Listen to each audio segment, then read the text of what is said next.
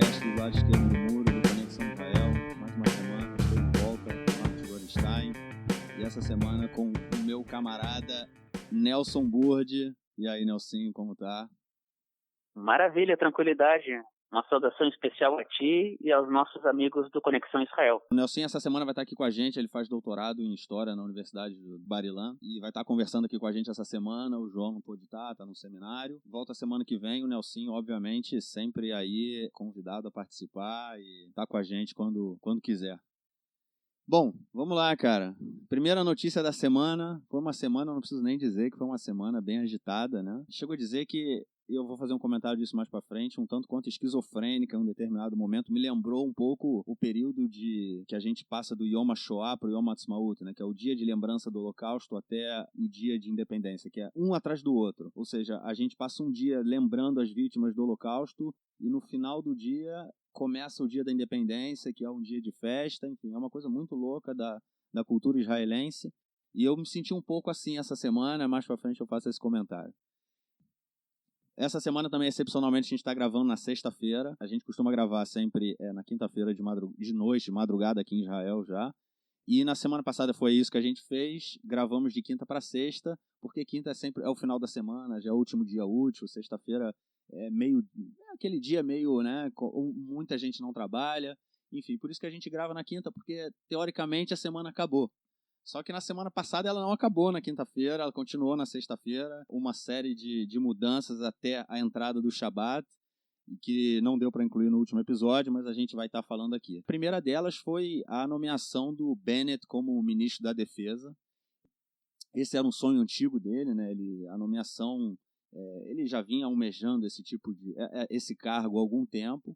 Foi uma nomeação que gerou muitas críticas, né? Muito em função da inexperiência do Bennett e por ser uma indicação baseada em interesses políticos, né? O que acontecia, o Netanyahu ele percebe que o Gantz está tentando puxar o Bennett para dentro, para o outro lado do campo da coalizão, e ele nomeia o Bennett como ministro da Segurança, que era o que ele queria. E isso, inclusive, a ministra da Cultura, Miri Regev, ela deixou claramente, ela falou isso abertamente numa entrevista na televisão, e esse foi o principal motivo que levou o Netanyahu a nomear o Bennett a um dos principais cargos no governo israelense, né? E também, por outro lado, mostra um pouco como o Bennett ele vai ser um ministro da Defesa, porém à sombra do Netanyahu, né? O Netanyahu, inclusive quando o governo caiu, né, há quase um ano atrás, foi porque o Lieberman, que era ministro da Defesa, ele deixou de ser ministro da Defesa, ele saiu naquela época muito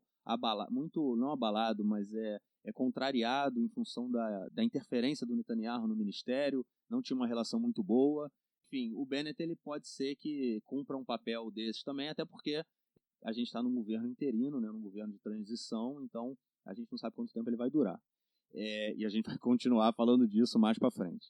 Essa foi aí a primeira notícia que já deu uma sacudida na própria sexta-feira, e também soma-se a essa notícia, ainda dentro do campo da direita, do bloco do Netanyahu, o Netanyahu tentou convencer os ultra-ortodoxos, né, o partido Shas e o partido Yadut HaTorah, a descerem um pouco da árvore nas suas exigências para permitir com que o Lieberman entrasse para esse bloco e o Netanyahu fosse capaz de fazer a coalizão.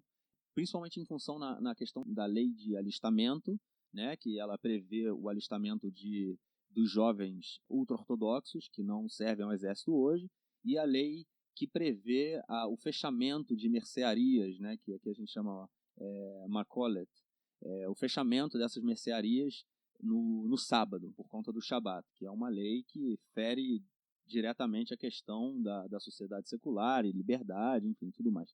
É uma lei muito polêmica e o Bibi pediu que os ortodoxos deixassem essa lei de lado, até porque é uma lei que ela tem maioria para não ser, tipo, quem quer aprovar a lei é minoria no Knesset, no parlamento. Então, eles poderiam não... É uma lei que ela não tem tanta força. O Netanyahu pediu que eles tentassem descessem um pouco da árvore, e também pediu ao Deri, né, que é o líder do Shas, né, que é um desses partidos ultra-religiosos, que começasse a checar a questão da lei para permitir a eleição direta para primeiro-ministro. No caso, nessa eleição, no caso entre Bibi e Gantz, né? Que a gente não sai dessa confusão aí. E isso foi o que o Netanyahu pensou para conseguir aprovar, que o Deri comece a trabalhar em cima disso e, caso essa lei seja aprovada, que se façam eleições para decidir quem vai ser o primeiro-ministro. Isso aí foi tudo na sexta-feira que aconteceu. E no sábado à noite, numa entrevista, e aí já entrando sábado já é o início da outra semana, então já não fico devendo aí, como da semana passada, sábado à noite, o Lieberman deu uma entrevista na televisão, no Canal 12. Eu falei já, nos sábados à noite aqui em Israel, os programas de televisão não são noticiários estilo fantástico, né? Na semana é uma coisa mais, tem sempre muita notícia de política, economia, enfim, questões nacionais, e no final de semana é uma coisa mais fantástica, assim, fala de tudo. E o Lieberman foi num programa no Canal 12 e deu uma entrevista que, enfim, mudou muita coisa, mas também não mudou nada. Qual é a questão da entrevista dele? Ele fez um ultimato. Ele decidiu que Halas deu para ele não vai querer continuar com esse negócio de não ter governo. Eu falei semana passada sobre a possibilidade dele tirar um coelho da cartola. Eu não sei, eu acho que tinha cartola, mas não tirou nenhum coelho. Vamos lá, o que ele propôs? Ele deu um ultimato para o Gantz e um ultimato para o Netanyahu. Qual é o ultimato dele? O Gantz tem que aceitar o que o presidente Reuven Rivlin propôs lá no início, quando ele deu o mandato para o Netanyahu. A coisa aí de 1 mês e meio, mais ou menos, até um pouco mais de 1 mês e meio. A proposta dele era que, bom, daqui a pouco a gente fala, que no caso o Gantz tem que aceitar a proposta do Rivlin e o Netanyahu tem que deixar o bloco dele de lado e entrar na discussão para a formação de um governo de união nacional entre o Kahol Lavan, o Lieberman e o Likud. Né? Essa foi a proposta, o ultimato do Lieberman. Onde é que está a pressão que ele coloca? Né? Porque se um dos lados diz não, o que ele faz? Ele falou que o lado que disser não, no caso ele falou que o lado que não tiver a resposta correta, ele vai apoiar o outro lado. Ou seja, se ele vira para o Gantz e fala assim, Gantz, eu quero que você aceite a proposta do Rivlin, e o Gantz fala não, então ele vai estar com o Bibi. Isso, ele pergunta pro Bibi, eu quero que você aceite a proposta, quero que você largue o bloco, e ele diz não, então ele vai estar com o Gantz. Foi essa a solução, que ele resolveu agora que, em função da decisão que um desses lados tomar, ele vai botar o bloco na rua e vai apoiar o outro lado. O que ele não soube responder diretamente é o que esse apoio representava, né? Porque assim, vamos dizer, caso ele apoie um governo de minoria, liderado pelo Gantz, né? Isso significa que ele estaria em um governo que seria apoiado de fora pelos partidos árabes, né? E isso para o Lieberman é uma coisa muito grande. E caso ele entre no bloco do Netanyahu, ele entraria num governo com os ultra-religiosos, né? Motivo, inclusive, que fez com que ele saísse do governo lá há quase um ano, né? Ou seja, ele não dá uma solução, porque até a própria entrada dele para um desses campos, ela é condicionada a uma série de fatores, né? É uma série de exigências, tanto das pessoas, dos políticos, dos partidos que já estão nos blocos, né? Nesses respectivos blocos, quanto do próprio Lieberman, né? Que também tem as suas exigências, ele não vai entrar de bobeira e falar, eu tô com vocês sem pedir nada em troca. No dia seguinte a essa proposta, ou seja, no domingo, o Benny Gantz já disse que se encontraria com Lieberman para escutar o que ele tem a dizer, e o Netanyahu gravou um vídeo no Facebook dizendo que só tem 2 governos a serem formados, ou um governo de unidade nacional ampla, né? Que aí inclui o seu bloco, ou um governo de minoria apoiado pelos árabes, né? De fora do governo. Inicialmente, né, o Bibi havia cancelado essa reunião que ele teria com o Lieberman, que seria ontem, né, na quinta-feira, mas aí ele pensou 2 vezes e convidou o Lieberman para uma reunião no próximo domingo à tarde, ou seja, eles vão se encontrar. Continua essa questão aí política, a gente tem agora... Nessa semana, né, tem menos de uma semana aí, o Gantz tem que devolver o mandato, caso ele não consiga montar o governo, para o presidente, né? Dia 20. Dia 20. E aí a gente entra num período de 21 dias que serão marcados da seguinte forma. qualquer parlamentar que conseguir 61 assinaturas indicando seu nome, ele recebe do presidente o direito de montar a coalizão, né? Inclusive, o Netanyahu pode estar tentando puxar a discussão da formação da coalizão um pouco mais para frente, porque aí, chegando nesses 21 dias, quando o Gantz deixa de ter o mandato, ele perde um pouco de força, né? Ele não é o cara mais que ele tem que construir. Ele é o cara que vai construir o parlamento, o governo, como o Bibi teve até 3, 4 semanas atrás, o Bibi vinha com mais força, né? Porque ele tinha um mandato. Agora é o Gantz que está com essa força, e daqui a 5 dias, com quem vai estar a força, a gente não sabe. Cabe também lembrar que o Rivlin pode decidir diretamente por eleições. Eu não acredito que ele vá fazer isso, porque ele tem, desde o início, tentado fugir, né, de terceiras eleições. Eu esqueci de falar sobre o que é a proposta do Rivlin. A proposta do Rivlin é o seguinte: teriam 2 primeiros ministros, né?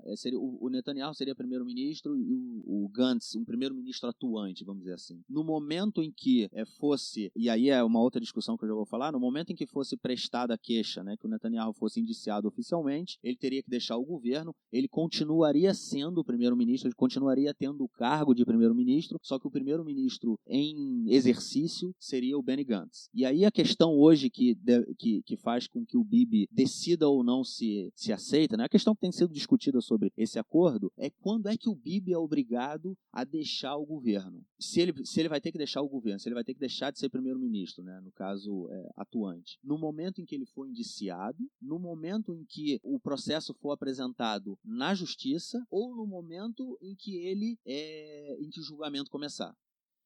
Ele quer, obviamente, no momento que o julgamento começar, porque isso pode demorar ainda 1 ano, talvez, e ele, como primeiro-ministro, ele tem força, né, política para tentar empurrar isso mais para frente, e já o Gantz, o Kahol Lavan, eles querem que seja no momento em que ele for indiciado oficialmente, o que pode ser aí, de acordo com a Procuradoria, aconteça nos próximos 10 dias, né, que eles deem um relatório. Essa também é uma outra notícia, uma informaçãozinha, que a Procuradoria falou que em até 10 dias deve começar a liberar os relatórios.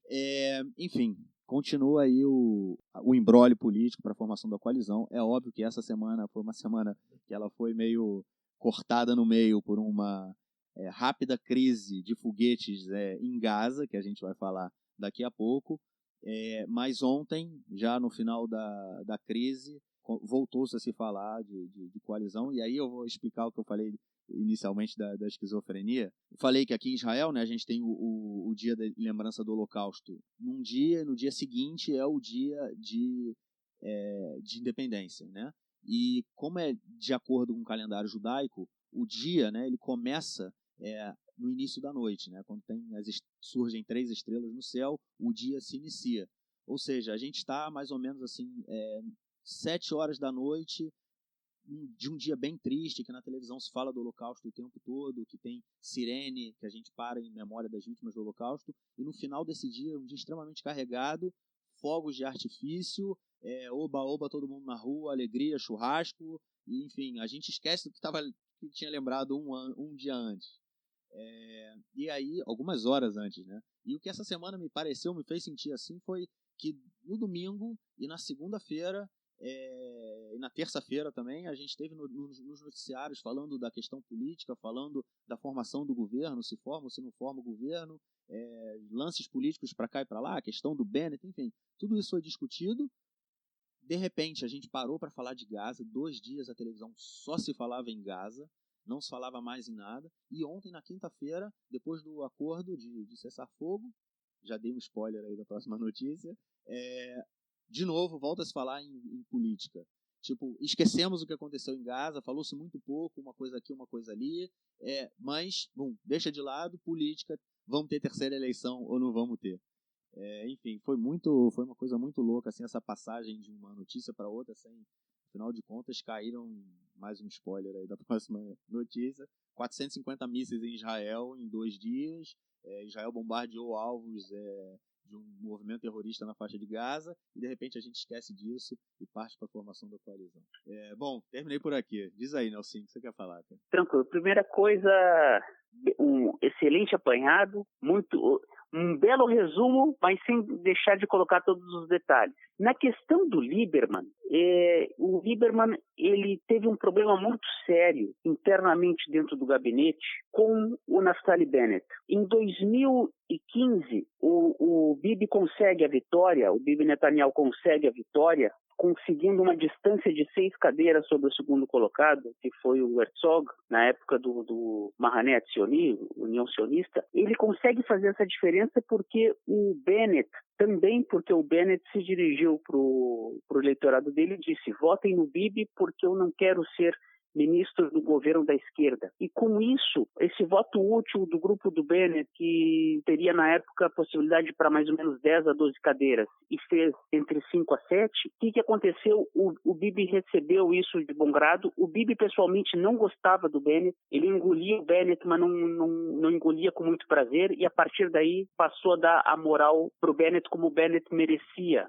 Inclusive tem alguns casos aí algumas discussões entre o Bibi e o Bennett, que o Bennett ele falou, tem um vídeo ele falando que a política do governo de Israel em relação a Gaza é fracassada, é um fracasso. Isso já tem algum tempo, né? Agora que ele é ministro, eu não sei se ele vai falar isso. Mas ou seja, foi uma pancada no Netanyahu. E o Netanyahu chamou ele de infantil. Quando o Bennett ameaçou deixar o governo, isso também é uma coisa interessante, né?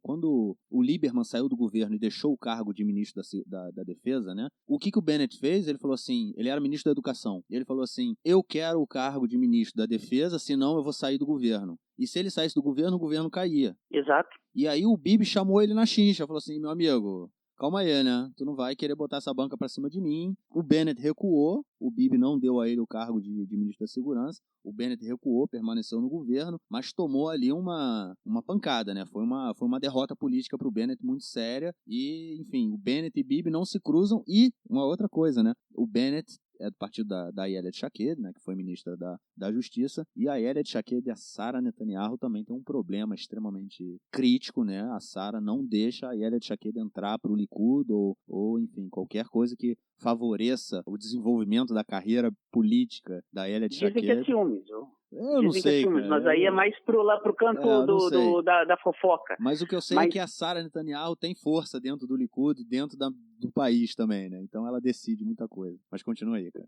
Não, o que tu complemento foi excelente, porque na verdade o que aconteceu foi exatamente isso. Em 2015, o Lieberman fez um número muito menor de cadeiras que fez em outras eleições. Ele entraria ao governo do Bibi enfraquecido e teria que engolir goela abaixo, sem muita ajuda do azeite, o Naftali Bennett comandando o gabinete. O que o Lieberman fez? Esperou até o último momento para dizer, não vou entrar, e o governo que assumiu em 2015 ficou apenas com 61 cadeiras, se virando nos 30 para conseguir segurar e não cair. Quando o Lieberman entra para esse governo, um ano e pouco depois, ele já entra meio que parando as arestas, entrando bem, recebe o cargo de ministro da Defesa. Antes ele tinha sido ministro de Relações Exteriores. Ele recebe o cargo de ministro de Defesa, mas sem poder de ação. Boa parte do eleitorado do Lieberman diz o seguinte: deem liberdade para o Lieberman que ele vai resolver as coisas em Gaza. Quando ele foi ministro da Defesa, ele não resolveu nada porque não deram a liberdade para ele. É um cargo mais político do que de ação militar, até porque o Comando-Geral do Exército muitas vezes toma essa ação em combinação com o Ministério da Defesa, sim, mas a parte da ação é mais com o Exército. O Ministro de Defesa cuida mais da questão política ligada à segurança. Então, o que acontece? O Bennett, quando viu o seu desafeto Lieberman no cargo que ele gostaria de estar, porque ele era ministro da Educação, como tu falaste muito bem, ele começou a dar aquele pitaco, se eu estivesse lá. Agora ele acabou de assumir. Quando ele acaba de assumir, por um outro motivo, ocorre essa chuva de mísseis vindas de Gaza. Antes ocorreu um assassinato seletivo, que isso ainda não foi muito bem explicado por que isso aconteceu exatamente agora. Peraí, a gente fala disso daqui a pouquinho, cara, daqui a pouquinho. Ok, então beleza. E aí o que acontece? É aquela coisa, quando a solução de um cargo está sempre, isso até é uma analogia que ocorre no futebol, quando a solução pro time está sempre no banco de reservas, nunca é o jogador que está em campo, Isso é falta de qualidade. Mas no caso do Lieberman e do Bennett, no caso do Lieberman com os ultra-ortodoxos, é uma diferença não de egos, não uma diferença de projeto de poder, mas sim uma diferença ideológica. O que separa o Lieberman e o seu eleitorado do Bennett e o seu eleitorado e os partidos ultra-ortodoxos com os seus eleitorados é uma questão ideológica. Essa questão de se alistar ao exército que tu citaste é uma questão ideológica. O eleitorado do Lieberman, que boa parte são oriundos da antiga União Soviética, são judeus que nem sempre são aceitos pelo rabinato, mas são aceitos pelo Estado, por uma questão de status quo que a gente pode entrar mais tarde. E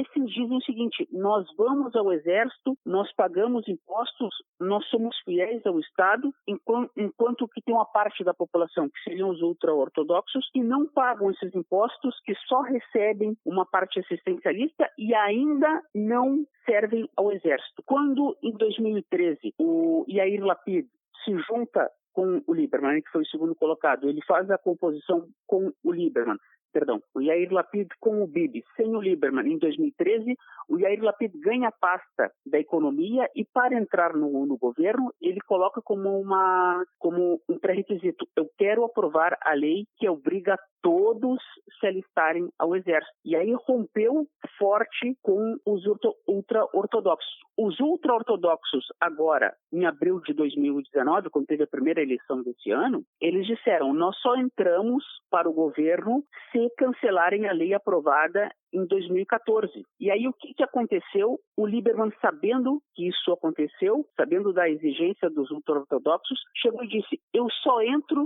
se a lei não for cancelada. Esse é o primeiro ponto. O segundo ponto da lei dos mercadinhos da esquina, que tu citaste muito bem, é proibido abrir o mercadinho, mas através de uma multa de 700 shkalim por dia aberto no Shabat, os mercados podem abrir. E esses mercados que abrem fazem muito mais do que 700, porque se eles abrem é porque tem um mercado consumidor e o pessoal vai lá e compra mesmo. Agora, a lei era para cancelar nacionalmente e proibir mesmo com o pagamento de multas. Até porque tem um detalhe: essa lei, ela vai por cima da lei seria uma lei nacional que vai por cima da lei orgânica. A lei nacional permite a abertura com pagamento de multas, mas deixa uma brecha também para que alguns municípios permitam a abertura sem o pagamento de multas, de acordo com o estudo de casos especiais.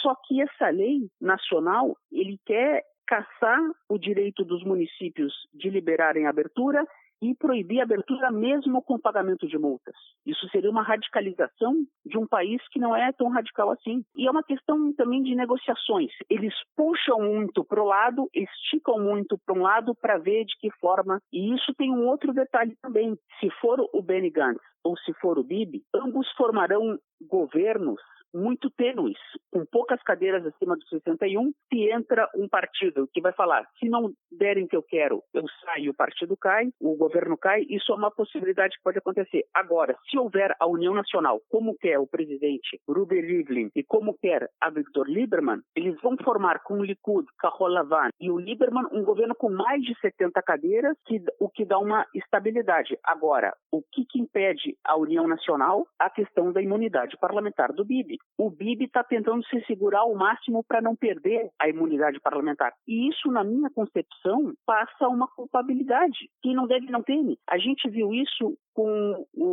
até com dois governantes israelenses, um ex-presidente, Moshe Katsav, outro com o ex-primeiro-ministro Ehud Olmert. Ambos, quando receberam o indiciamento, renunciaram, foram para o julgamento sem imunidade. O Bibi está fazendo ao máximo para não perder a imunidade. Ele sabe que em Israel não vai acabar em pizza, não vai acabar em Lafa com Labani. Se ele tiver que ser preso, ele vai ser preso, mas ele tem que deixar o julgamento correr. Ele está fazendo ao máximo para não perder a imunidade. As urnas não deram exatamente a imunidade dele, deixaram subentendida essa divisão que está ocorrendo no país, e se tiver novas eleições, vai ocorrer de novo, e se tiverem eleições nominais, ou Bibi ou Gantz, a diferença, na teoria, vai ser muito pequena. Sim, pois é. Isso é uma questão que ela, inclusive, Eu vou colocar aí, obrigado pela deixa, né? Essa semana saiu também uma pesquisa no canal 13, caso as eleições fossem agora. Bom, antes de mais nada, vamos parar e é o seguinte, obviamente, a gente não está nem certo se vai ter eleição, mas então essa pesquisa ela não tem um valor eleitoral, se realmente seria esse o quadro, mas ela já aponta algumas questões, e que são questões bem interessantes. O que aconteceria de uma forma rápida, tá? Caso as eleições fossem agora, essa pesquisa ela foi feita também antes da questão em Gaza, tá? Antes dessa última rodada aí de violência. O Kahol Lavan teria 35 cadeiras, o Likud 34, tá? Eles subiriam um pouquinho. E todos os partidos que hoje estão no Knesset, eles se manteriam. A lista árabe unificada, né, que hoje tem 13 cadeiras, se manteria com 13, seria o terceiro maior partido do Knesset. E o Lieberman sairia também um pouquinho mais forte, com 9 cadeiras. Mas em questão de blocos, né, que é isso que interessa hoje. A centro-esquerda teria 57 cadeiras, a direita com 54 cadeiras e o Lieberman com 9, ou seja, a gente tem exatamente a mesma situação que a gente tem hoje. Caso a gente tenha mais uma rodada de eleições, possivelmente é esse o quadro. É difícil afirmar que esse vai ser o resultado correto, perfeito, né? Mas o que dá para afirmar é que é muito difícil que haja uma mudança radical, porque a mudança ela tem que ser radical. No caso um número muito grande de eleitores tem que sair de um campo e ir para o outro para que um partido só tenha a força o suficiente de ganhar, de montar uma coalizão, sem depender do Lieberman, vamos dizer assim. Ou seja, o quadro vai ser basicamente o mesmo. Foi feita também uma outra pergunta, né, se tiver eleição direta, né, quem seria o melhor primeiro-ministro, né, quem votaria. 40% disse Netanyahu, 37% Gantz. Um outro dado interessante é que eles perguntaram quem seria o responsável caso a gente tenha uma outra eleição, ou seja, também essa pergunta ela já força a questão de dizer que novas eleições são muito ruins, né? E o Netanyahu sai como o maior responsável, 41%, o Gantz 7% e o Lieberman 31%. Esses são elementos aí interessantes. Pode ser que haja uma mudança simbólica, mas talvez significativa em termos de montar a coalizão, em função dessa questão de achar de quem é a culpa. Em abril, complementa, desculpa. Não, é só para dizer que essa foi a pesquisa que saiu essa semana. Óbvio que ela já está defasada, né, principalmente em função de tudo que aconteceu essa semana, mas é só para mostrar que o quadro não muda muito caso a gente tenha novas eleições aí no próximo período. Em abril, o Bibi não conseguiu montar o governo, ele chegou um pouco na frente, ganhou a prioridade, não conseguiu montar o governo, e aí faltavam 48 horas, ele conseguiu dentro do parlamento dissolver os deputados recém-eleitos e convocar novas eleições para setembro. Cada eleição aqui em Israel custam na casa de bilhões de shekalim, que seriam equivalentes a bilhões de reais. É muito dinheiro e esse dinheiro é do nosso bolso, do bolso do contribuinte, do bolso do pagador de impostos, de quem banca tudo aquilo lá. Toda essa estrutura é bancada pelos nossos impostos. Então, quando isso ocorreu, naquele momento, foi porque o Bibi ficou naquela encruzilhada dos ultra-ortodoxos que queriam cancelar a lei aprovada alguns anos antes, que obriga o exército a todos, e o Lieberman que disse, se cancelarem a lei eu não entro, e aí o Bibi não conseguiu montar, e ele fez esse arranjo dentro do parlamento para dissolver, por incrível que pareça, com o apoio dos partidos árabes, da lista árabe, que não tinha ido votar num grande número na eleição de abril, até por um protesto pela questão da Roca Leom, da lei nacional judaica, nos podcasts aqui do Conexão Israel, do lado esquerdo do muro já se falou muito sobre isso e com propriedade. Por outro lado, por que os árabes fecharam com o Bibi naquele momento, para tu ver como é a política, para a gente ver como é a política? Porque eles pensaram, se tiver novas eleições, nós não vamos boicotar, nós vamos aumentar a nossa bancada e chegaram novamente ao terceiro lugar que já tinham conquistado em 2015. Realmente a lista unida árabe tem esse poder. Esse é o grande ponto da população árabe e da população ultra-ortodoxa aqui em Israel.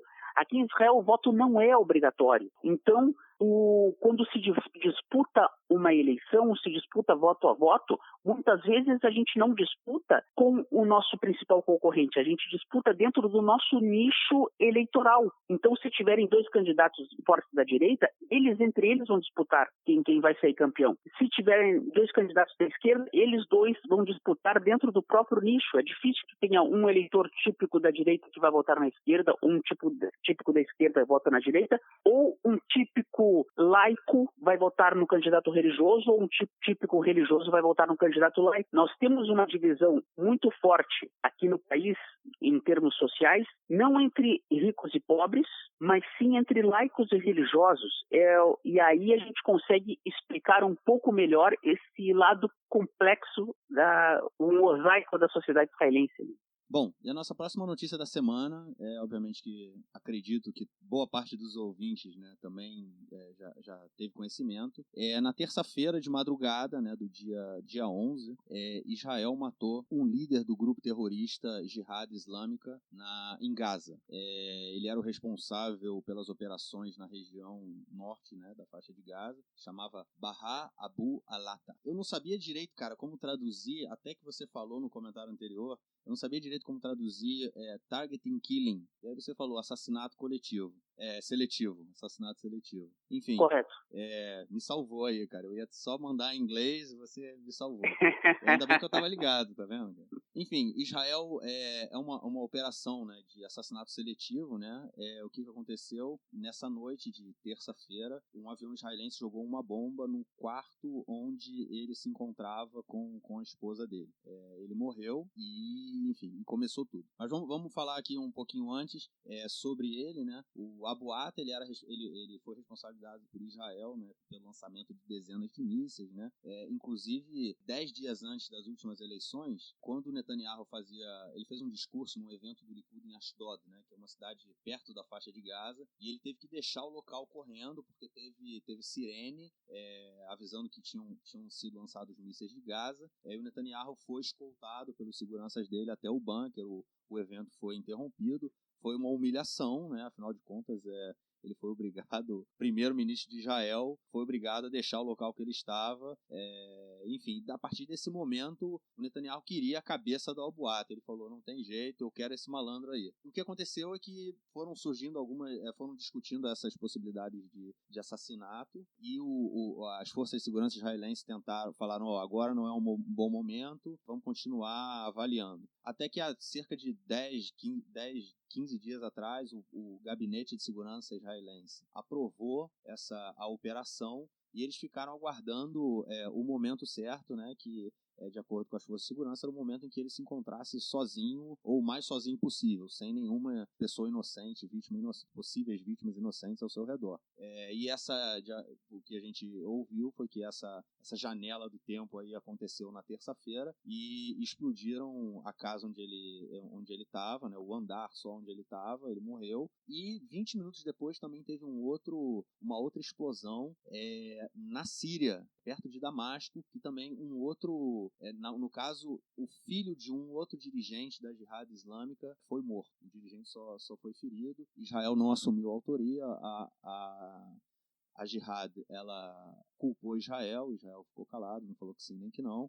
Mas em Gaza, obviamente, Israel assumiu a autoria, todo mundo sabe, né? Foi uma questão que Israel falou que foi lá e explodiu a casa onde ele se encontrava. E, enfim, a gente tem aí esse quadro. A partir do momento que foram lançados esses mísseis, começou a retaliação, no caso, né, da Jihad Islâmica.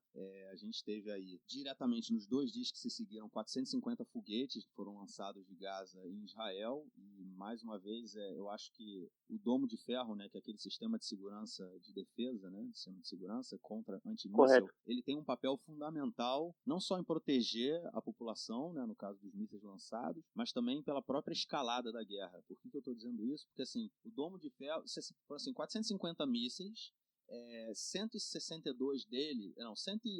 deles caíram em áreas urbanas, tá? Os que caem em áreas abertas, o sistema do domo de ferro não é utilizado. No momento em que o radar reconhece que o míssil vai cair num campo, ele não lança o míssil, ele deixa o míssil, não lança o contra-míssil, no caso, né? Ele deixa o foguete vindo de Gaza cair no campo. Isso, uma vez eu ouvi, eu não sei se já está defasado, mas cada míssil do Domo de Ferro custa $1 milhão. Correto. Ou seja, foram nesses 2 dias, foram 180 mísseis lançados em regiões urbanas e sendo que desses, 162 foram interceptados pelo Domo de Ferro. Imagina só se esses mísseis tivessem caído dentro das cidades, causando danos, possivelmente vítimas, como teria sido a reação da reação israelense, entendeu? Ou seja, como Israel teria reagido caso esses mísseis tivessem atingido diretamente as cidades. A gente estaria hoje... E o número de vítimas, né? O meu escritório, não posso nem dizer que é escritório, mas assim, onde eu gravo os podcasts aqui na minha casa é o bunker. Se o Israel não tivesse interceptado esses mísseis, eu estaria vivendo no bunker, né? Exatamente. O Israel também manteve os ataques na faixa de Gaza durante esses 2 dias. O que mais impressionante aconteceu que na terça-feira, né, logo depois do assassinato, o Gush Dan, né, que é a região central do país, ela foi paralisada. Inicialmente falaram que as pessoas não poderiam nem ir para o trabalho, escolas não funcionaram. O único setor que recebeu autorização para funcionar normalmente era o setor relacionado à saúde, né, no caso de alguma emergência, ou corpo de bombeiro, obviamente, que é um público, mas enfim, questões relacionadas à saúde. Qualquer coisa que não fosse relacionada a isso, o comércio deveria ficar fechado na região central do país, Tel Aviv e arredores, que é onde o país funciona, né, de forma grande, ou seja, ficou tudo parado. Isso não acontecia desde a guerra em Gaza, há 5 anos da outra guerra em Gaza, né, há 5 anos atrás, em 2014. E a tensão continuou, só que foram lançados mísseis na região de Tel Aviv. Aqui eu moro numa outra cidade entre Jerusalém e Tel Aviv, também a gente teve que correr para o bunker na terça-feira de manhã, uma vez só, mas a grande população que sofreu, né, e está sofrendo até agora, na verdade, com o lançamento dos mísseis e morteiros, é a população que mora ali no chamado Otef Asa, né, que é a região do lado da fronteira de Gaza, né, o envelope de Gaza, vamos dizer assim, que fica ali à volta, que é uma população que sofre cotidianamente, né? E aí, deixa só para terminar, só para dar o direcionamento, depois a gente entra no debate. E aí, enfim, isso rolou na terça e na quarta-feira, até que na quarta-feira, na madrugada, de quarta para quinta, por intermédio do Egito, Israel e a Jihad Islâmica chegaram a um acordo de cessar-fogo, né? Os termos básicos são os seguintes: os 2 lados param imediatamente os ataques, Israel se compromete a parar com esses assassinatos seletivos, né? E também de atirar em manifestantes que vão para as manifestações na fronteira com Israel, né? Mais de um ano tem acontecido manifestações toda sexta-feira na fronteira, né? Na cerca que divide Israel de Gaza. Já houve várias vítimas por tiros de soldados israelenses que ficam do outro lado, né? Então, Israel se comprometeu a não atirar mais nesses manifestantes, e a Jihad Islâmica e os grupos à sua volta também se comprometeram a fazer manifestações menos violentas, incitar menos, né?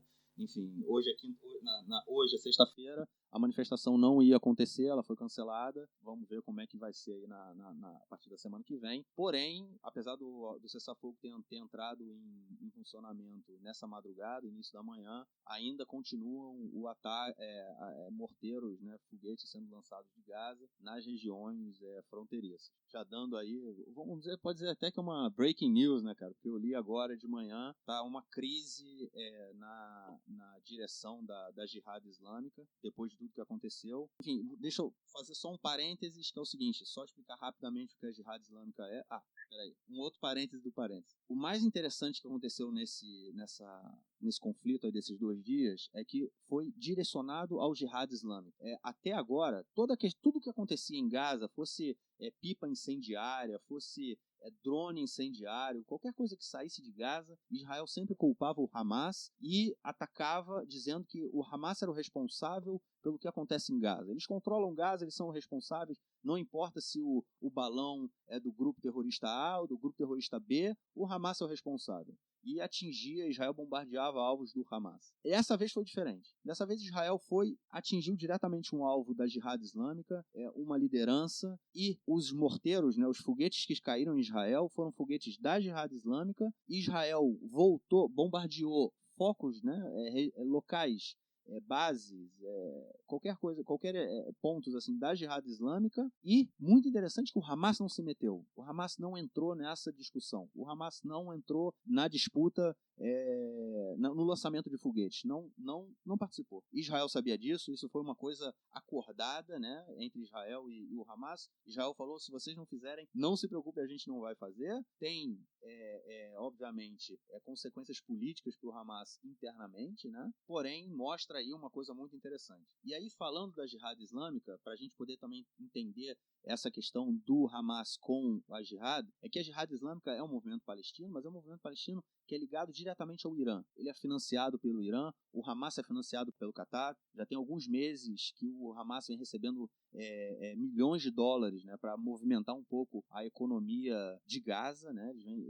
Muitos cidadãos recebem $100, notas de $100 para poder comer, para poder, enfim, pagar suas contas e tudo mais. Cabe lembrar que a pobreza em Gaza é muito grande, é extrema. E a Jihad Islâmica é financiado pelo Hezbollah, então é financiado pelo Irã, desculpa, que o Hezbollah também é financiado pelo Irã, ou seja, tem o Irã ele se aproxima mais do território israelense, tem Irã na Síria, tem Irã no Iraque, tem Irã no Líbano, tem Irã em Gaza, ou seja, a gente começa a ter ficar cercado de alguma forma, e o interessante é ver que essa atitude de Israel em jogar a bomba, em matar a liderança da Jihad, também é um sinal para o Irã, falando, ó, segura aí um pouco. Mas a questão é essa participação do Hamas aí, que não entrou. O Hamas ele tem hoje um bom acordo com Israel, ele recebe dinheiro, Israel não perturba, se o Hamas não jogar foguete, eles vão continuar nesse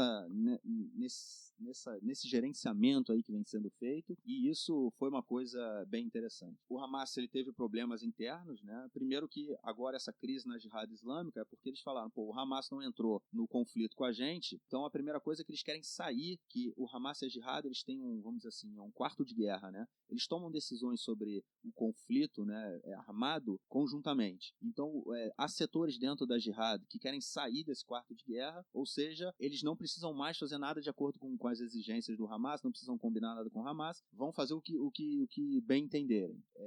O que é um problema, né? Principalmente para a gente, para Israel. Há outros setores que dizem que o cessar-fogo era positivo, tudo isso em função do cessar-fogo, também que uns queriam, outros não queriam, e por isso que a gente ainda vê aí os foguetes caindo até agora, mesmo o cessar-fogo tendo sido acordado. Bom, eu acho que basicamente, de uma forma geral, foi isso que aconteceu, assinaram um cessar-fogo, agora a gente voltou a acalmar as coisas, Israel praticamente não teve que ceder muita coisa, a Jihad é que recebeu a pancada maior e aparentemente está meio desbaratada. Vamos ver aí o que vem pela frente. Acredito que possamos ter um período assim, principalmente em função dessa aproximação, vamos dizer assim, com o Hamas, uma calmaria, mas também tudo vai depender de como a política interna em Gaza, né, e na Palestina vai andar aí para frente. Acabei, cara. Agora é sua vez. Maravilha. Não, o primeiro ponto que eu quero repetir que tu falaste, que é importante, a Jihad Islâmica é um braço do Irã. Então, o Irã, como tu falaste muito bem, tu definiste bem na questão, o Irã está tentando cercar Israel, está tentando usar suas buchas de canhão para atacar Israel e para incomodar Israel. Isso realmente acontece. A questão do mutualismo ou da coexistência entre Hamas e Jihad Islâmica, realmente tem momentos em que para o Hamas vale a pena que a Jihad Islâmica ataque Israel, independente do motivo, porque aí o Hamas sai limpo da história. E o Hamas pode vender uma imagem até para forças internacionais, para a ONU, para a União Europeia, de que o Hamas está moderado. Isso pode trazer benefícios para o Hamas. Tem uma outra questão também. Deixa eu só fazer um comentário em cima disso. Desculpa, cara, deixa eu só fazer um comentário em cima disso aqui. Sim. O Hamas ele pode dar esse sinal para a União Europeia, por outro lado, ele também, dentro da opinião pública palestina, ele começa a sair como um movimento que não está fazendo enfrentamento com Israel, né? Que essa é a questão para eles. Que a Jihad Islâmica é um movimento que está realmente ali defendendo o direito e buscando o fim do Estado de Israel. No caso, o Hamas ele pode perder um pouco na opinião pública. É verdade. Tem esses dois lados. E muitas vezes até, pegando o gancho, muitas vezes o Fatah, que administra a autoridade palestina em Ramallah, muitas vezes eles precisam dar uma puxada dos velhos tempos da Organização para a Libertação da Palestina, porque senão eles ficam muito moderados e perdem espaço realmente para um Hamas mais combatente.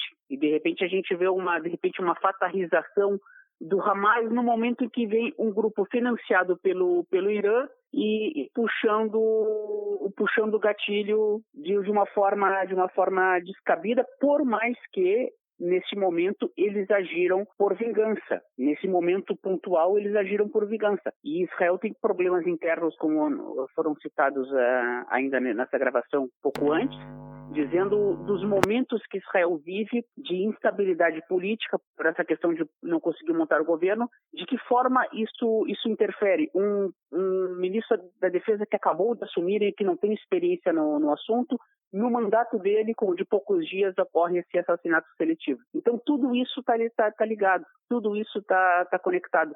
Agora, a grande questão que eu te coloco seria a seguinte: o que vale mais a pena para o Hamas? Aparecer como moderado para a população palestina e de repente vai mudar a simpatia para o Hamas, se é um pessoal que quer um endurecimento com Israel, ou de repente um pessoal que já está cansado desses conflitos e gostaria de repente de um reconhecimento, não de um reconhecimento de Israel, mas pelo menos uma normalização de relações, tendo um chancelamento das potências, tanto da União Europeia quanto dos Estados Unidos. O que vale mais a pena para o Hamas hoje e para a população de Gaza, na tua opinião? Bom, eu acho que hoje o Hamas ele não pode perder essa disputa para a Jihad Islâmica.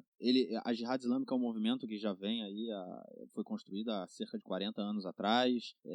Nos últimos anos eles começaram a ganhar força, começaram a ganhar uma determinada visibilidade dentro de Gaza, e o Hamas tem que lidar com isso, porque é uma disputa para eles. E eu não sei se esse simples fato de não entrar numa disputa com a Jihad Islâmica faz com que o Hamas se saia melhor na política, dentro da comunidade internacional, porque afinal de contas essa rodada de violência ela foi obviamente iniciada pelo assassinato seletivo, né? Ou seja, realmente, eu acho que aí é indiscutível que os mísseis lançados pelo Jihad Islâmica foi uma retaliação, né? Foi uma reação a um ataque. E o Hamas, no caso, ficou de lado. Falou assim, eu não tenho nada a ver com esse ataque, eu não vou me meter, não. Enfim, é uma linha muito tênue, né? Porque, por outro lado, o Hamas ele tem acordo com Israel, né? Eu me lembro que na guerra de 2014, quando estava no auge, as pessoas não têm que conversar com o Hamas, com terrorista não se discute, e a gente está aí, né?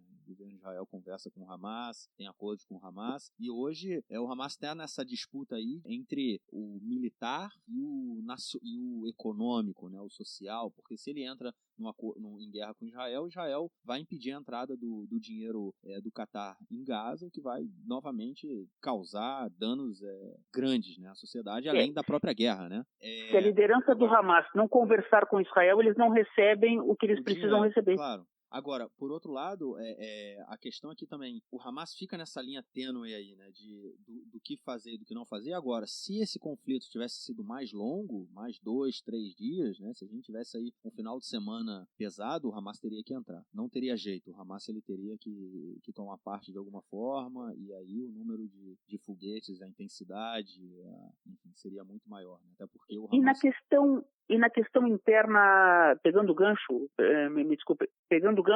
e na questão interna israelense, para o Bennett, que é um ministro de defesa que recém assumiu o cargo, e alguém que não tem tanta experiência assim no assunto, o que pode repercutir para o Bennett se o conflito tivesse se alastrado, digamos assim? É bom aí que você entrou na questão interna, né? Mas é o seguinte, no caso do Bennett, ele foi nomeado oficialmente o ministro da Defesa na terça-feira. Na quarta-feira. Ele não era. Ele tinha sido... O Bibi falou que ia nomeá-lo no sábado, né? Sexta, sábado. Só que ele não tinha sido nomeado oficialmente até a quarta-feira. O que eu acho, assim, se a guerra tivesse continuado, obviamente ele seria o ministro da Defesa atuante, né? O ministro da Defesa é o Netanyahu, é o cara que vai decidir, é o cara que vai dar as ordens, e eu não tenho dúvida que até porque essas medidas passam pelo gabinete de segurança, né? Então o Netanyahu ganha força porque ele tem maioria, até porque eu acho também que os militares, eles não conhecem o Bennett, não confiam no Bennett no sentido de quem é esse cara. chegou aí agora e agora vai dar ordem na gente para conduzir uma guerra. O que ele conhece, o que ele sabe, o que ele quer. Enfim, eu acho que hoje o Bennett, ele aceitou o cargo, mas é um cargo de ministro da Defesa tampão, assim. Quem vai dar as cartas é o nosso imperador Benjamin Netanyahu. É o malandro que vai dizer. É o malandro que vai dizer o que vai acontecer. Eu quero pegar o gancho. Agora, diz aí, depois eu coloco. Eu quero pegar o gancho, não estou fugindo do assunto, mas é apenas um complemento. Em 2015, o Bibi acusava o Yitzhak Herzog de ser uma pessoa fraca na questão da defesa, que não ia proteger o povo, e ele se vendia como o babysitter que vai cuidar do povo. Em 2019, ele tentou fazer a mesma linha de campanha, até se fantasiou de salva-vidas numa praia, coisa e tal. Só que, do outro lado, nós temos Benny Gantz, Gabi Ashkenazi e Moshe Yaalon, que foram comandantes gerais do Exército, e o Moshe Yaalon ainda foi ministro da Defesa. Ou seja, se o Bibi, como ministro interino, acumulando a pasta, e o Bennett, como ministro novo, derem uma vacilada nesse campo, do outro lado, na oposição, nós temos 3 ex-comandantes gerais do Exército que manjam muito bem de estratégias. Sim, sem sombra de dúvida. A chapa dos generais é a chapa dos generais, né? Caso seja formado um governo de coalizão, mesmo que o Bennett seja parte desse governo, né? Sem sombra de dúvida que ele não vai receber o cargo de ministro da Defesa, né? Antes dele tem o Bogi Yaalon, conforme você falou, o Gabi Ashkenazi, tem o Benny Gantz, tem o Yair Lapid, tem muito figurão antes do Bennett aí para pedir o cargo de ministro da Defesa. Não acredito que o Lapid não queira isso, mas enfim, os outros generais lá, e o Gantz também não, que ele quer ser o primeiro-ministro. Mas os outros generais aceitariam de bom grado, inclusive, conforme você falou também, né? O Bogi Yaalon já foi, ou seja, o Bennett, ele realmente é um ministro tampão, ele vai só colocar no currículo dele que ele foi ministro da Defesa, e pode ser um ministro da Defesa aí somente pelo próximo mês, né? Porque se o Gantz não conseguir formar a coalizão, a gente tem aí mais 21 dias depois, novas eleições, ou seja, não, um mês não, ele vai ser o ministro por 4 meses, porque vão ter 3 meses até as próximas eleições, ou seja, vai ser uma cadência muito curta, né, de ministério do Naftali Bennett como ministro da Segurança. É para colocar no currículo dele, no currículo dele vai constar. É isso, para colocar no currículo. Agora, uma questão interessante, cara, e aí eu quero trazer também essa questão da política interna, só que do outro lado. Foi noticiado, né, que desde que teve o lançamento de mísseis em Ashdod, né, uma semana antes das últimas eleições, que o Bibi pediu a cabeça do Abu Ata, ele queria o cara morto. A gente tem aí uma janela, né, terminando o período do Benny Gantz para tentar formar a coalizão, e esse assassinato, né, essa operação, ela cai de uma forma muito positiva, num caso, vamos dizer assim, um momento muito positivo pro Likud, né, pro Bibi. Por quê? Por que eu estou dizendo isso? A primeira coisa é que foi construído aqui completamente com cessar-fogo, a gente vê isso, foi uma operação no sentido, vamos dizer assim, teve sucesso. Israel foi lá, matou o cara, ganhou uns mísseis na cabeça, não teve mortos, não teve nenhum mortos nem feridos feridos psicológicos teve, pessoas que entram em pânico e tudo mais, mas não teve pessoas feridas pelos foguetes que caíram. Israel foi lá, matou o cara, depois matou, de acordo com o exército, né, mais cerca de 20 pessoas ligadas à Jihad Islâmica. Alguns inocentes morreram, teve uma família inteira, estava num prédio que foi bombardeado e a família inteira morreu, 8 pessoas, se não me engano. Mas foi uma operação rápida. O governo, o exército falou que entendeu a operação, satisfez. Atingimos os objetivos. Mas a questão é, qual era o objetivo? Por que o Bibi, o que mudou na política interna, até na política externa, com o assassinato do Abu Ata? Realmente mudou alguma coisa? Ou foi só um momento que teve outras implicações políticas? Ponto 1. Parou o debate sobre formação de coalizão por um período curto, mas parou na semana crítica, né, na última semana. Agora, o mais interessante é que no momento que a gente tem uma crise com Gaza, né, a gente tem uma crise com a população árabe. E foi justamente na semana que estava surgindo a ideia, fortalecendo a ideia da formação de um governo de coalizão, a gente falou disso anteriormente, do governo de coalizão com o apoio dos partidos árabes de fora. Não sei se isso era real e se isso realmente sairia, mas no momento em que há um ataque em Gaza, uma incitação essa ideia de governo de minoria foi por água abaixo.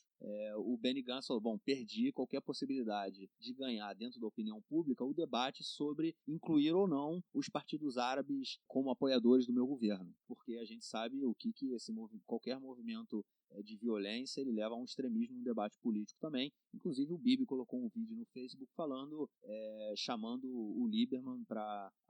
Eu falei disso, né, que ele falou que só tinha duas opções, ou um governo de união nacional amplo, ou um governo de minoria apoiado pelo Ahmad Tibi e pelo Ayman Odeh, que são duas lideranças da lista unificada. Foi uma operação que ela serviu aos interesses do Netanyahu em dois momentos, né? Eu, particularmente, não consigo ver objetivos a longo prazo que foram atingidos, a não ser que, obviamente, estejam escondendo da gente, mas o que a gente vê de tudo isso é que matou a liderança. Israel já tinha, durante um período, Israel teve uma política de assassinato seletivo, várias lideranças do Hamas foram assassinadas uma atrás da outra, até que Israel entendeu que não servia muito, continuava o ataque, continuava a violência vinda do Hamas, e entendeu também que quanto mais cedo, mais rápido o líder era assassinado, o que vinha depois era mais radical.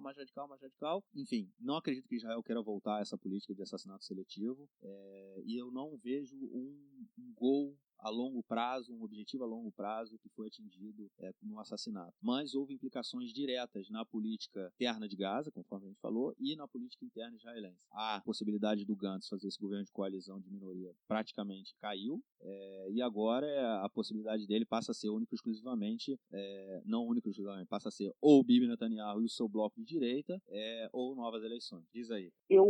Tu definiste muito bem, é a questão política realmente. É a questão política, o Bibi, os apoiadores mais fiéis do Bibi o chamam de mágico, a Kossem. Tem esse lado político forte, tem aquela questão também que ele estava no comício em Ashdod e ele precisava dar uma resposta, não por ele. O Bibi, ele não acredito que ele tenha um ego tão grande em relação a isso, mas ele precisava dar uma resposta para o eleitorado dele. Os caras jogaram um míssil, teve que sair correndo, então tem que dar uma resposta à altura. Mas nisso aí, eu quero apenas a essas opções que tu falaste agora, eu quero acrescentar mais uma, que é a opção que nós falamos antes, do Lieberman com o Rubi Livren. A opção de montar o governo de união e dando uma garantia de imunidade para o Bibi até não poder mais. Porque o Bibi vai tentar empurrar com a barriga. Né? Essa é a ideia. Então, toda a discussão hoje está sendo feita em torno de quando o Bibi perderia esse privilégio que ele tem de ser o primeiro-ministro. Uma possível... Porque o comando duplo que tu falaste, esse comando duplo, existe um cargo aqui em Israel chamado ministro sem pasta. A pessoa compõe o gabinete, mesmo não sendo ministro de alguma pasta específica. Ele é apenas ministro. Se chama ministro sem pasta.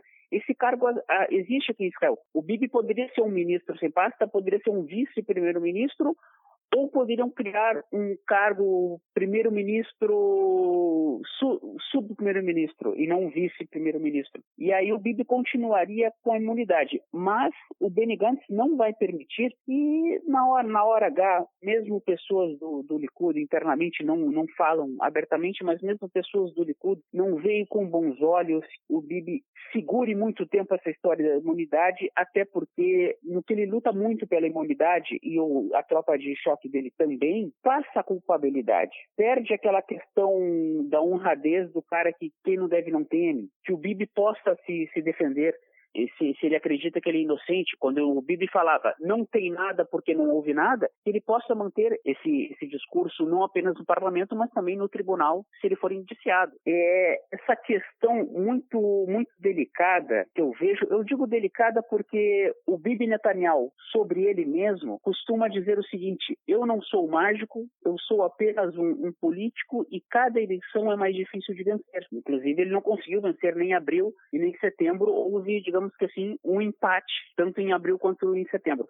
Agora, fora de Israel, eu tenho contato com muitas pessoas, inclusive, que não são da comunidade, não acompanham muito, eles falam, Pô, se o cara está 10 anos no poder e ganhou algumas eleições seguidas, pô, esse cara é imbatível. Só que o Bibi não é imbatível. Mesmo quando ele ganha, ele tem muita dificuldade para vencer, ele precisa se virar nos 30 para vencer. Na minha opinião, eu vou te perguntar aí, qual tu acha, na tua opinião, qual seria o segredo do Bibi para se manter tanto tempo no poder, nesse regime parlamentarista? Na minha opinião, é que o Bibi soube perder em 2006, soube fazer a leitura correta, se resignou na hora da derrota, que muitos achavam que seria a sua aposentadoria política, e logo depois, 3 anos depois, conseguiu montar o governo, mesmo chegando atrás da CIP, e a partir daí deu início a uma hegemonia de 10 anos.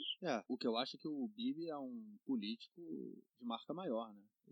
Ele sabe, é impossível não falar que ele sabe fazer política.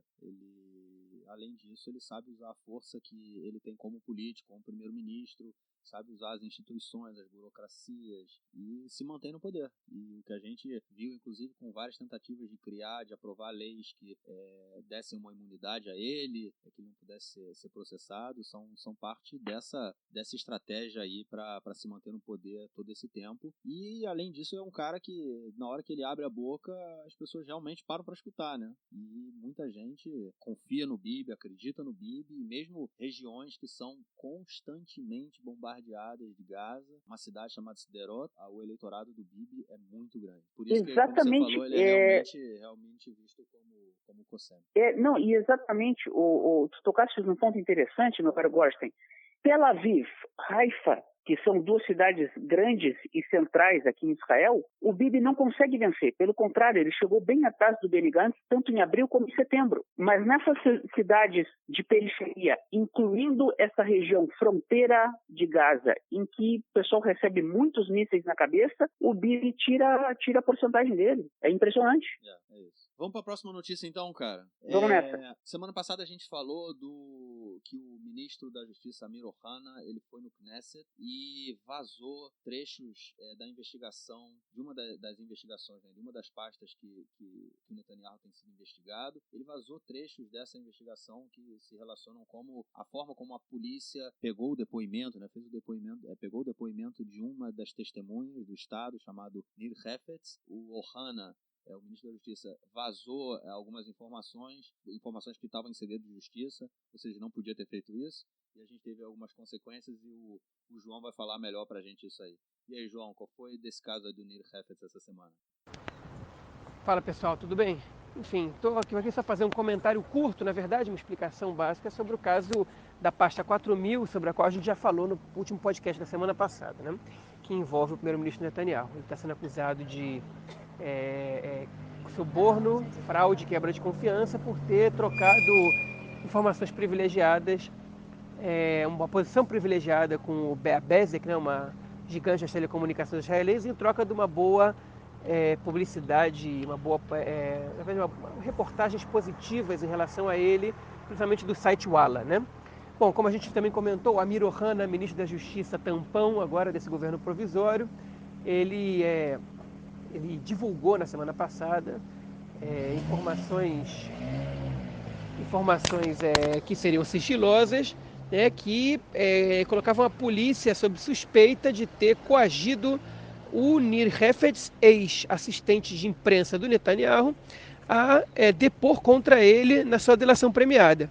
Pois bem, umas novidades que a gente viu agora. A primeira coisa que aconteceu foi que o Nir Hefetz negou tudo isso que o Amir Ohana disse que não aconteceu nada disso, disse que tudo que ele falou foi verdade e que isso é a única coisa que ele tem para dizer. Mas depois, em um depoimento ao juiz, ele acusou o judiciário de estar derramando o seu sangue, né, e levando ele à forca. Essas foram as palavras que ele usou.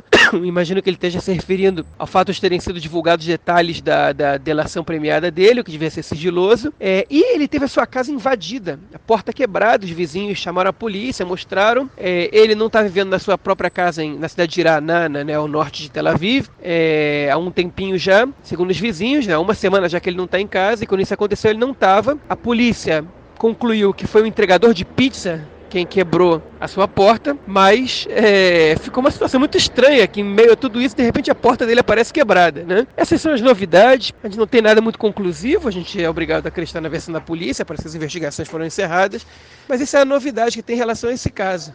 Eu acho que essa semana a gente vai ter mais coisa, mas por enquanto fica por isso mesmo. Bom, valeu, João. Obrigadão aí pelo comentário. A gente espera aí sua volta também na semana que vem. E agora eu só queria dar uma notícia rapidinha, curta.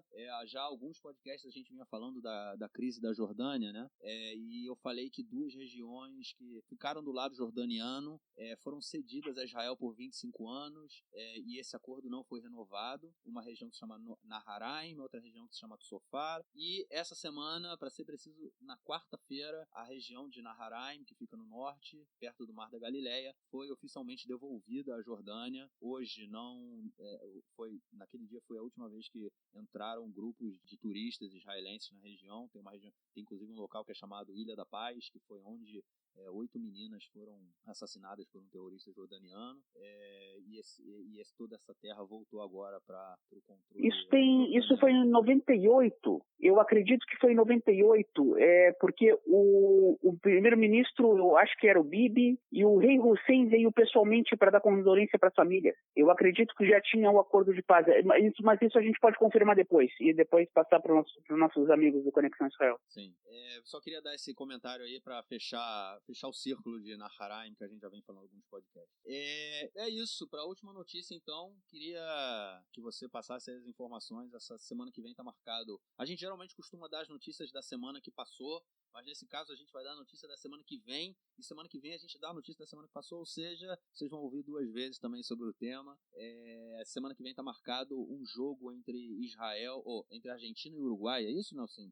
Exatamente. Aqui em Israel, e o Nelson vai contar pra gente aí mais sobre esse jogo. Segunda-feira, dia 18 de novembro, direto do estádio Bloomfield, na zona sul de Tel Aviv, em Yafo, a partida entre Uruguai e Argentina. Essa partida está marcada. O ano passado, poucos dias antes da Copa do Mundo, estava marcado o último amistoso da Argentina antes da Copa contra Israel. Eles gostam de jogar contra Israel antes da Copa, eles dizem que dá sorte, jogaram antes de Israel em várias oportunidades, mas por questões de boicotes e reclamações, manifestações lá na Argentina, acabaram cancelando aquele amistoso. E a Argentina foi eliminada na primeira fase, dizem que deu azar, mas vai saber. Em futebol a superstição vale muito.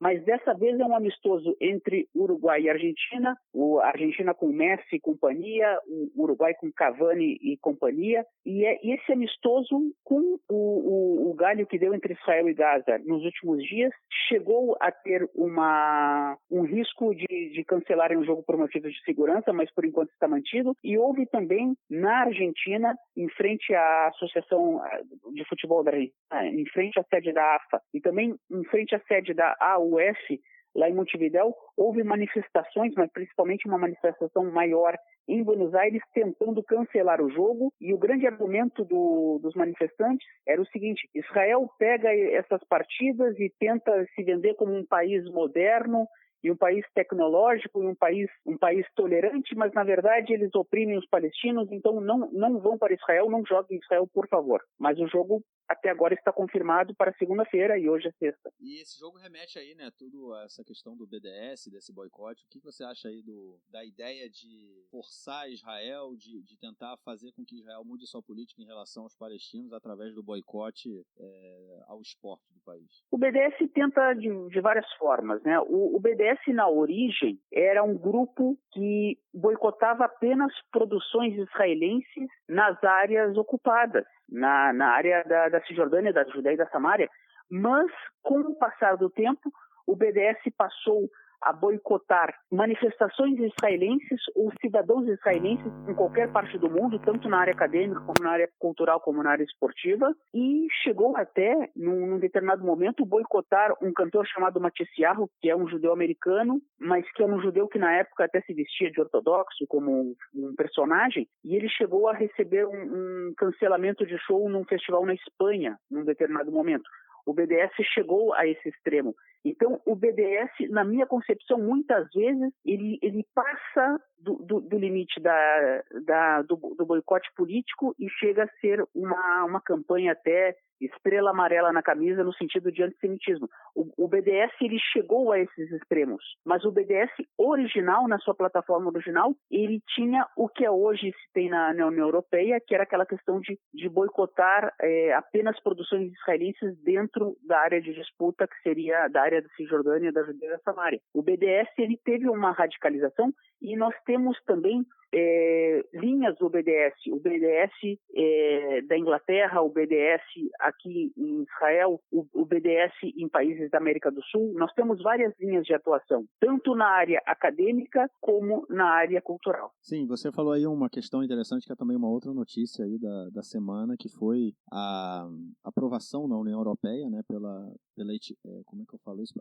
Que se coloquem etiquetas em todo produto vindo de Israel, mas que tenha sido produzido nos territórios ocupados, né, na Cisjordânia. E a partir de agora, as redes, né, os importadores vão ter que colocar um adesivo informando de onde veio. Você acha que tem alguma eficácia nesse tipo de movimento? Isso vai depender do consumidor, vai depender do fornecedor e do consumidor. Se o consumidor gosta do produto e quer o produto, vai dar certo. O mercado não vai trazer. Se o mercado vê que a grande maioria do seu consumidor não compra aquele produto por algum motivo, seja político ou não, e não quer aquele produto, ele não vai trazer. Se o consumidor quer o produto, o fornecedor vai trazer. Eu acho que é uma questão que vai além da política e vai mais para a questão do consumidor. Se o consumidor vai lá e vai comprar, eles vão trazer. Se não vai, não vai. É mais uma questão econômica. Agora, com certeza, se houver uma série de manifestações em frente a mercados que trazem esses produtos, e isso foi repercutir negativamente, o pessoal vai repensar, né? Sem dúvida nenhuma. Tudo vai depender do que a gente vai ver aí pra frente. Beleza, Nelsinho, a gente já tá aí, já se alongou demais. Vamos ficando por aqui então. Foi uma semana bem cheia, uma semana bem corrida, né? Agora tá entrando aí o Shabat, espero que a gente possa descansar um pouco, dormir fora do bunker. Esperamos que se mantenha essa calma. Obrigado aí pela participação, cara, valeu. Obrigado pelos comentários, pelo futebol, é sempre bom tá ouvindo um pouco de futebol. Sábado que vem eu tô um dia tenso pra mim, sábado que vem. E é isso aí, querendo participar, cara, só dá aquele buzu, aquele toque na gente, tá sempre convidado. E deixo aqui então um abraço aí pra todo mundo, pros ouvintes. A gente volta na semana que vem. Valeu, Nelson. Um abraço a todos, valeu. E seguimos juntos. Valeu.